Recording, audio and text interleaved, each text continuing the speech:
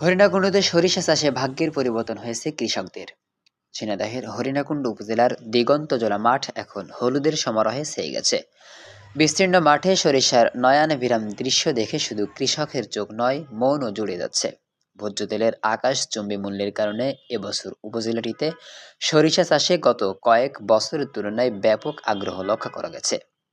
উপজেলা কৃষি সম্প্রসারণ অধিদপ্তর সূত্রে জানা গেছে, হরিণাকুণ্ডু উপজেলার বিভিন্ন ইউনিয়নে রঘুনাথপুর, ফলসি, চাঁদপুর ও জোড়াদহ এলাকায় এবছর সবচেয়ে বেশি সরিষা চাষ হয়েছে। আবহাওয়া অনুকূলে থাকায় এবং পরিমিত কুয়াশার কারণে সরিষার ফলন ভালো হয়েছে। মূলত বাড়ি ১৪, বাড়ি ১৮ ও স্থানীয় টলি ৭ জাতের সরিষা বেশি চাষ করছেন কৃষকরা।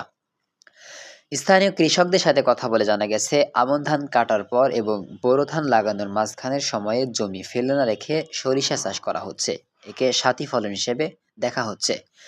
কৃষকরা জানান, কম খরচ সরিষা চাষে সার ও সেচ খুব সামান্য লাগে। মাত্র ৮০ থেকে ৯০ দিনের মধ্যে ফসল ঘরে তোলা যায়। নিজেদের পরিবারের তেলের চাহিদা মিটিয়ে বাড়তি সরিষা বাজারে বিক্রি করে লাভবান হওয়া যাচ্ছে। অর্থনৈতিক গুরুত্বে ভোজ্য তেলের উপর বিদেশের উপর নির্ভরতা কমাতে হরিণাকুণ্ডুর এই হলুদ বিপ্লব বড় ভূমিকা রাখছে। সরিষার ভালো দাম পাওয়ায় কৃষকরা যেমন আর্থিকভাবে সচ্ছল হচ্ছেন, তেমনি সরিষার খৈল পশুখাদ্য ও সার হিসাবে ব্যবহৃত হচ্ছে এবং সরিষার গাছ জ্বালানি হিসেবে কাজে লাগছে।